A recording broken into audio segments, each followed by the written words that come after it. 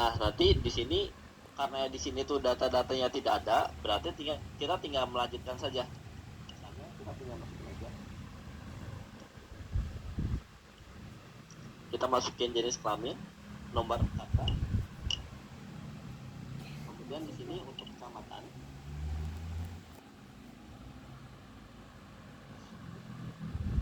Nah, perlu Bapak atau Ibu ketahui untuk kecamatan dan desa ini tuh akan menentukan dari status zonasi, Pak. Jadi ketika kecamatan A itu berdekatan dengan sekolah, maka status calon siswa itu dalam zona. Namun ketika di luar dari data itu, maka status siswa itu akan jadi di luar zona gitu. Jadi untuk yang tahun sekarang kita itu bukan berdasarkan jarak, tapi berdasarkan data master yang di-input seperti itu. Kemudian kita masukin RT, lalu RW, kemudian kita masukkan aja alamat lengkap, misalnya di dekat ini.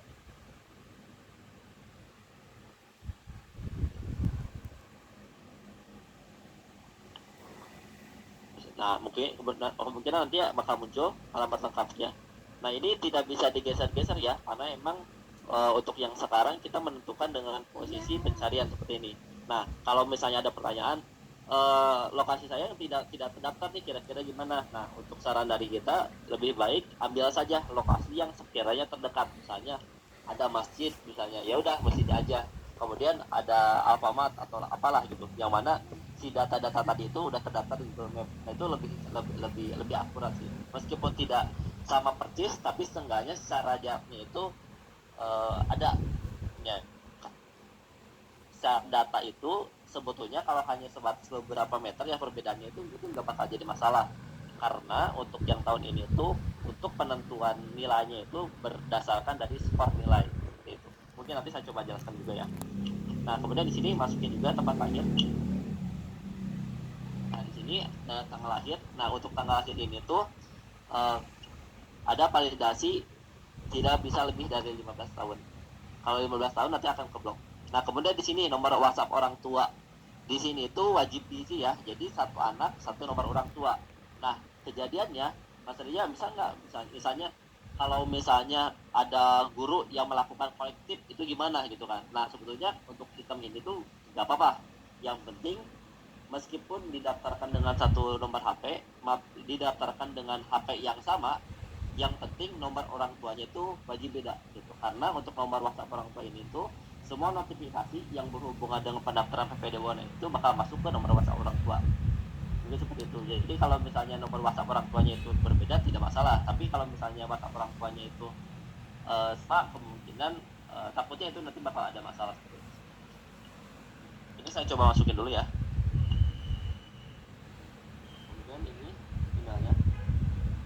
Dan untuk notifikasi juga sebetulnya untuk notifikasi yang tahun ini masuk ke WhatsApp, masuk juga ke email. Namun untuk email ini opsional ya. Jadi mau diisi apa enggak juga nggak apa-apa. Nah, ketika ini didaftarkan, karena data ini itu tidak terdaftar di Dapodik, maka akan dikirimkan terlebih dahulu. Dikirimkan terlebih dahulu ke validator untuk melakukan validasi seperti itu. Nah, ini data ini itu nanti akan dikirimkan ke validator. Nanti dari validator akan masuk untuk dilakukan validasi. Nanti seperti ini.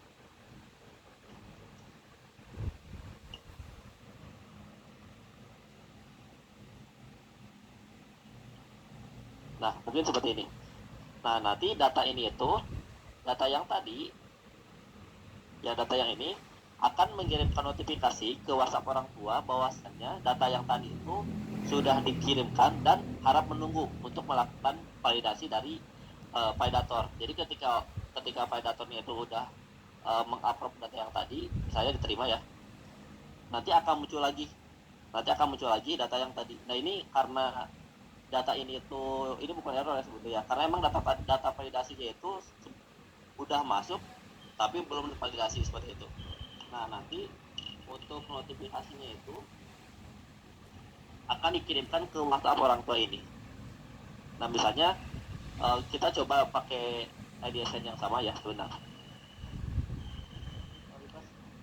Bisa minta tolong nggak IDSN?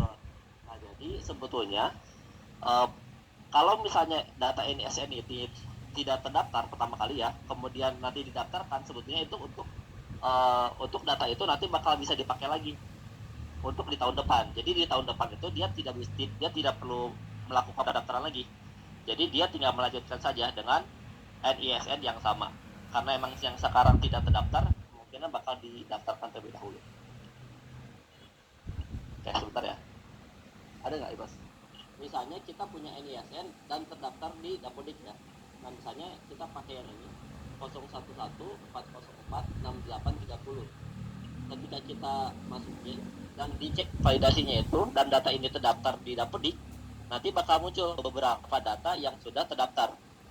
Nah, pertanyaannya, masalahnya kenapa kok tidak semuanya? Berarti untuk kakak, kecamatan dan desa, berarti di data Dapodiknya itu belum ada gitu Pak. Jadi nanti kita tinggal melengkapi aja data yang sudah ada dan data yang sudah belum. Jadi kalau misalnya yang sudah ya, jadi kalau misalnya data kakak ini belum ada, ya udah kita tinggal lengkapi aja gitu. Nah, kita pilih dulu. Ini sama. Misalnya ini tidak perlu diisi ya. Nah, ini ketika klik ini nanti akan dilanjutkan ke data biodata orang tua. Kita tinggal langsung masukkan aja.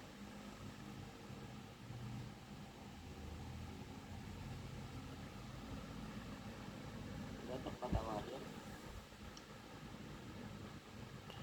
lahir,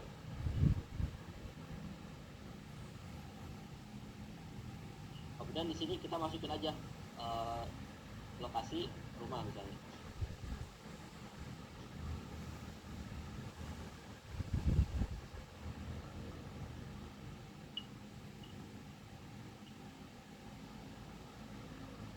Nah, di sini karena emang Bekasi ini itu terkadang ada orang tua yang lokasi rumahnya itu beda dengan KTP.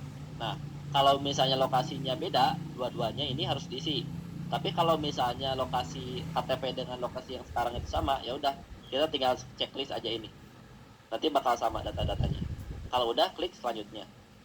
Nah, nanti setelah ini kita masukin aja sekolah asal kita. Misalnya dari SMP SDN 1 Antarjaya misalnya. Nah, kemudian di sini tinggal ini aja, tinggal pilih jalur pendaftar. Misalnya pilih zonasi dan pilih tujuan sekolah. Misalnya kita mau masuk ke ini ya, SMP Negeri 1 Babelan. Nah, nanti ketika jalur pendaftarnya itu belum dibuka, nanti sistem akan memblok bahwa data ini atau jalur ini itu belum dibuka. Nah, ini kita pilih yang zonasi ya, karena untuk settingan sekarang yang baru dibuka itu zonasi. Kalau udah, ini.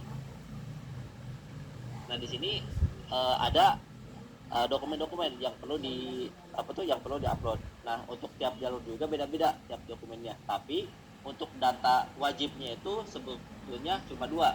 Pertama ada data kakak asli atau legalisir, yang kedua itu ada ijazah SD, SKL asli atau legalisir. Nah, data ini itu yang wajib diisi untuk pertama kali. Namun untuk yang kedepannya setiap jalur itu karena berbeda-beda, jadi akan ada perbedaan dari dipilih. Itu mungkin saya coba izin upload dulu ya. Seperti ini misalnya. Kalau udah klik daftar. Nah, di sini nanti ada fakta integritas Bapak atau Ibu. Jadi bahwasanya data-data yang diupload atau yang didaftarkan ke PPDB online ini tidak mengandung pemalsuan data. Jadi emang harus benar-benar real sesuai dengan yang aslinya. Ketika diklik konfirmasi.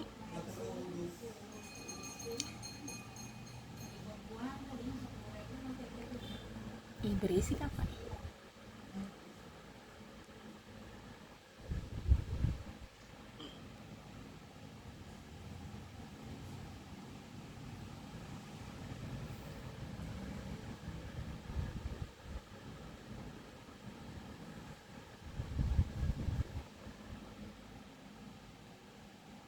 Oke, sebentar ya.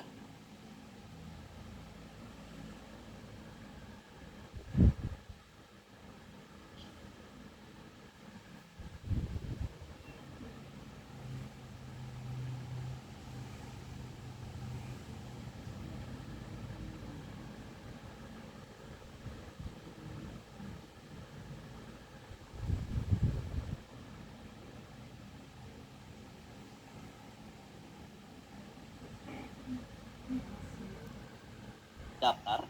Nah, nanti di sini ada BKR 89788 ini itu sebagai kode peserta untuk tahun ini ya. Jadi tahun ini itu kodenya itu BKS dan ada 6 digit di belakangnya. Nah, data ini itu akan jadi parameter untuk menentukan kode peserta anak kita itu yang mana. Makanya kalau bisa data ini itu tidak boleh hilang. Nah, untuk meminimalisir kehilangan, maka untuk fitur ini itu kita sediakan download data. Sebetulnya untuk data ini itu akan masuk ke dalam ini nomor WhatsApp orang tua. Oke, kita coba cek ya. Saya coba masukin dulu ini ya. Misalnya ini saya sudah siapkan juga data yang tadi.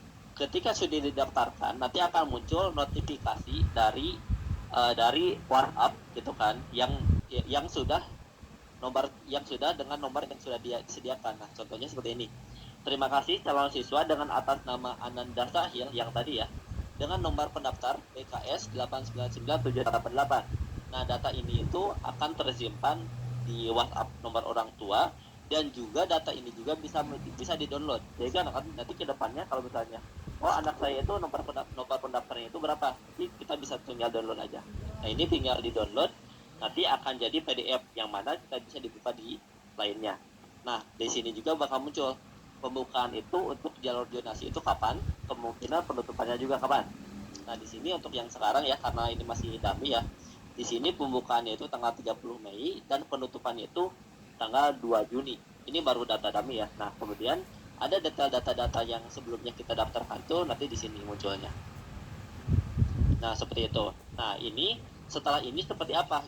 Mungkin bapak-bapak atau ibu-ibu ada bertanya kan.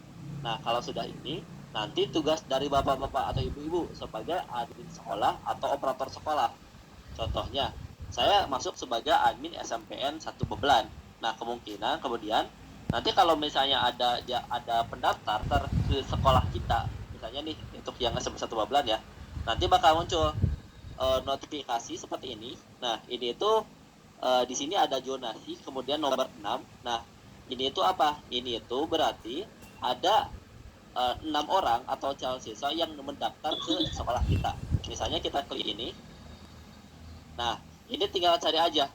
Nah, di sini kan ada Ananda Sahil ya. Nah, di sini statusnya ini di sini masih proses, berarti membuktikan bahwa data ini tuh belum diverifikasi atau divalidasi oleh admin sekolah atau operator sekolah. Makanya kita tinggal klik aksi, kemudian di sini tinggal melakukan pengecekan data ya. Misalnya data ini kan dicek dulu, ada yang kurang nggak misalnya. Oh, ternyata datanya itu ada yang keliru misalnya. Di sini tuh kan kakak, tapi yang diuploadnya itu data yang lain misalnya. Ya udah, kita juga bisa melakukan penolakan. Nah, ini contohnya. Kalau penolakan nanti masukin alasannya seperti apa gitu. Misalnya, oh ini udah oke nih, udah bagus, udah cocok misalnya. Ya udah, kita tinggal melakukan verifikasi data seperti itu. Nah, di sini juga ada perubahan data. Nah, untuk perubahan data itu sebetulnya tugas admin sekolah itu cuma ada 2. Pertama, dia melakukan verifikasi data dan pengajuan perubahan data. Nah, pengajuan perubahan data itu apa? Ketika data yang diupload oleh orang tua salah, misalnya contohnya gini, misalnya nama saya itu Muhammad Reza Maulana, M-nya itu 1, tapi malah diinput 2, berarti kan salah ya secara data. Nah, nanti orang tua tinggal datang aja ke sekolah, kemudian dia bilang, bapak atau ibu misalnya, tolong dong nama Muhammad Reza Maulana ini salah, itu M-nya 1 bukan 2. Nah, nanti admin tinggal melakukan pencarian saja di sini, misalnya di data siswa ya, saya Reza gitu kan, atau inilah contohnya memang masuk. Nah, di sini tinggal melakukan perubahan data.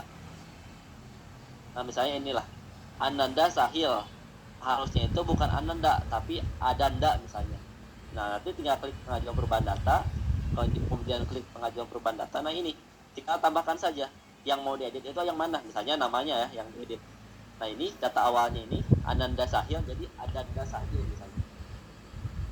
Nah, ini misalnya kalau udah klik simpan. Nanti data ini akan masuk ke dinas pendidikan, dan kalau misalnya udah diverifikasi, maka data tadi itu akan berubah, namanya itu Ananda Sahil jadi Adanda Sahil gitu.